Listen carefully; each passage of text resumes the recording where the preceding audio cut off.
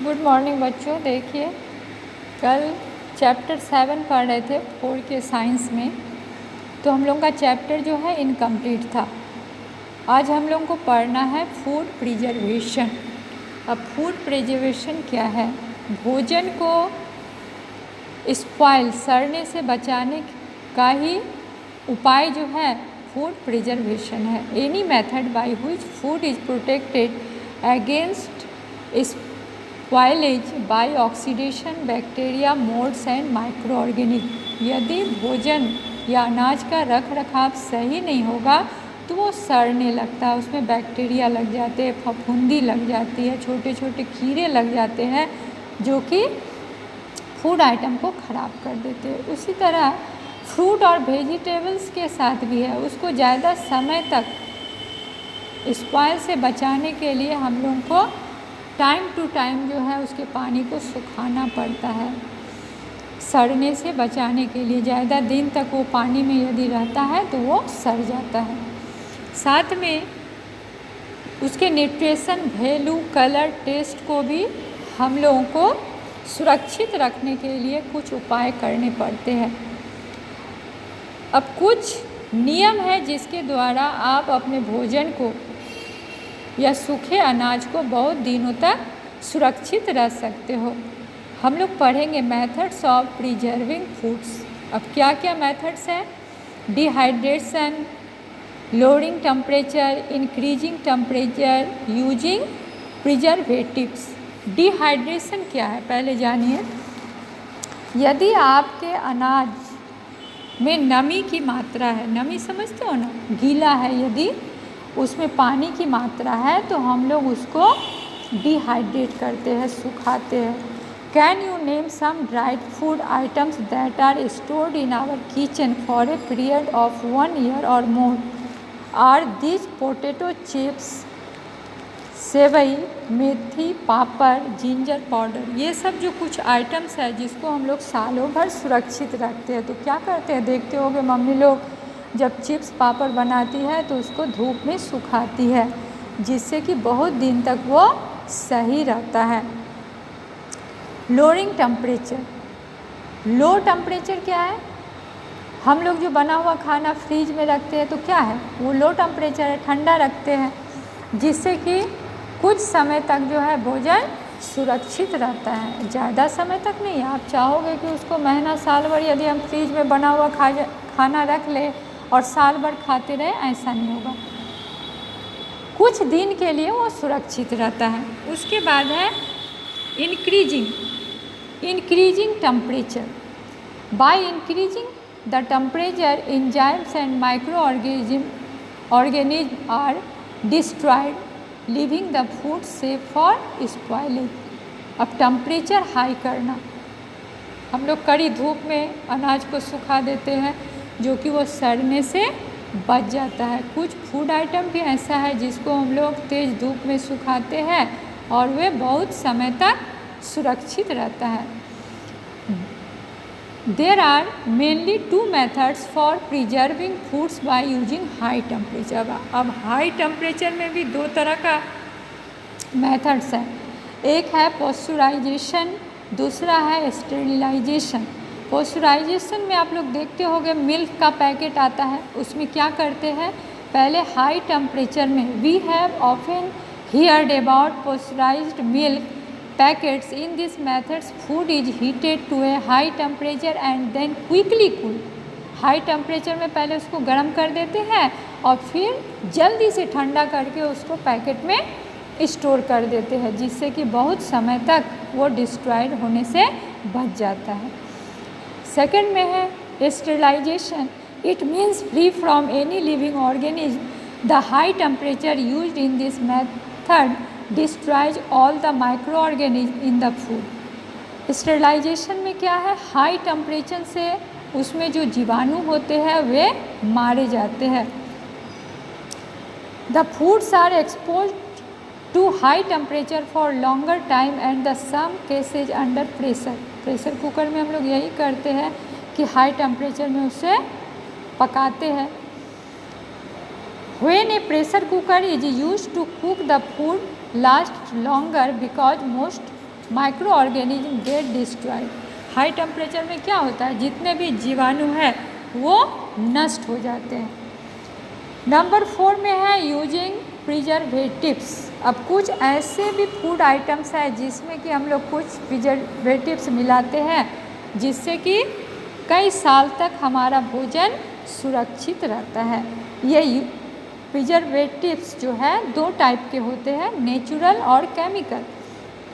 आप लोगों को देखते होंगे घर में मम्मी अचार बनाती है, उसमें नमक की मात्रा यदि सही नहीं पड़ती है तो खराब हो जाता है। हम लोग सॉस बनाते हैं, मीठा अचार बनाते हैं, तो उसमें मात्रा सही होनी चाहिए। तो नेचुरल प्रिजर्वेटिव्स में है salt, sugar, lemon juice, vinegar, oil and spices are natural preservative.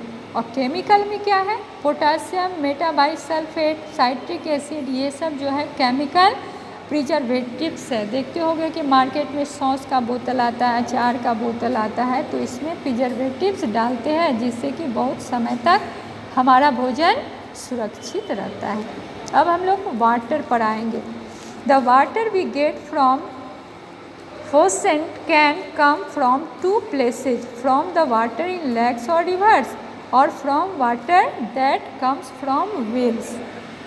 पानी जो है हम लोगों को 2 सोर्स से मिलता है, एक तो सरफेस से, दूसरा अंडरग्राउंड से। हम लोग जो घर में पानी यूज करते हैं वे अंडरग्राउंड वाटर है। अब ये पानी जो है हमेशा हमारे यूज के लिए सुरक्षित नहीं रहता, इसको हम लोगों को क्लीन करना पड़ता है। All plants and animals including people have to drink water. आप लोगों को मालूम है कि सभी लिविंग के लिए पानी ज़रूरी है।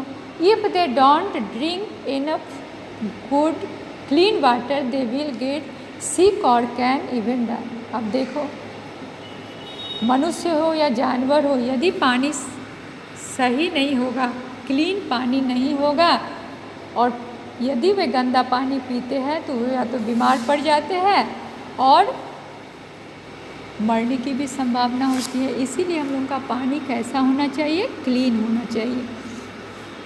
अब पानी को क्लीन करने के लिए वाटर प्यूरिफिकेशन का 2 प्रोसेस है। Water purification is the process of removing undesirable chemicals, materials and biological contaminants from contaminated water. The methods of water purification are boiling and filtration. पानी को शुद्ध करने का 2 विधि है। क्या क्या? एक बॉइलिंग, घर में भी हम लोग कर सकते हैं इसको। पानी को यदि 5 मिनट तक बॉयल करोगे तो उसमें जितने भी जर्म्स हैं, बैक्टीरिया है, वो डिस्ट्रॉय हो जाएंगे, नष्ट हो जाएंगे और बचे हुए पानी को आप यूज कर सकते हो। तो डायरेक्ट यूज नहीं करेंगे, उसके बाद हम लोग फिल्ट्रेशन करेंगे, छानेंगे, छान के तब यूज करेंगे। और बड़े बड़े सिटी में जो है filtration and reverse osmosis involve moving water through barriers that remove impurities. They are used for city water supplies and drinking water applications in which it is important to have clean safe water to drink। बड़े बड़े शहर में जो है supply water आती है तो वहाँ से फिल्ट्रेशन का प्रोसेस करके ही सबके घर तक पानी पहुँचता है। Filter have the advantage of providing immediate access to drinking water without adding an unpleasant taste. Filtration जो है वो पानी को सुरक्षित कर देता है, उनका टेस्ट भी नहीं बदलता है।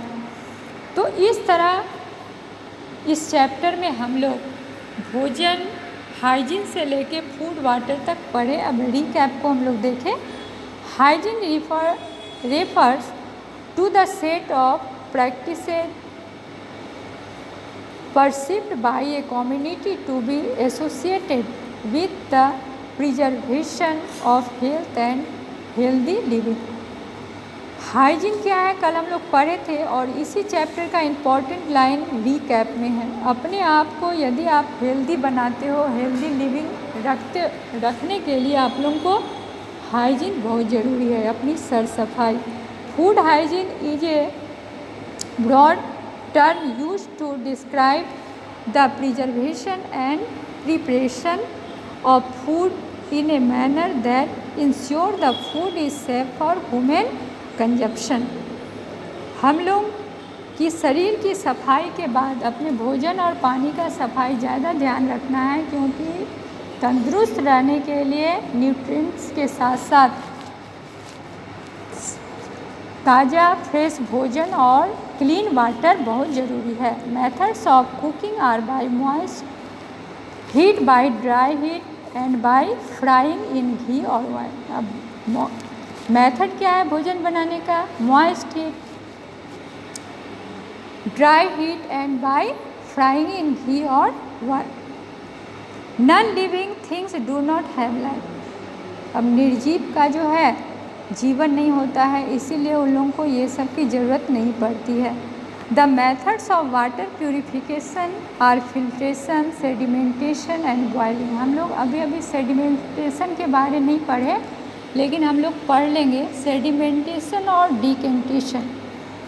पानी में कुछ अघुलनशील पदार्थ जो है सेडिमेंटेशन और डिकेंटेशन के द्वारा जो है हम लोग पानी को क्लीन कर सकते हैं। आप लोग देखे होंगे गंदला पानी को यदि कांच गिलास में अस्थिर करके रहने देते हो तो गंदगी जो है वो नीचे बैठ जाती है, जिसको हम लोग सेडिमेंटेशन कहते हैं, और ऊपर के फ्रेश पानी को जो है साफ बर्तन में हम लोग ढाल देते हैं, जिसको डिकेंटेशन कहते हैं।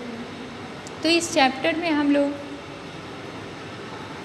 जो पढ़े हैं उसको आप लोग केयरफुली रीड करेंगे और रीकैप को याद कर लेंगे। नेक्स्ट क्लास में हम लोग इसके एक्सरसाइज को करेंगे, ठीक है। आज यहीं तक, थैंक यू।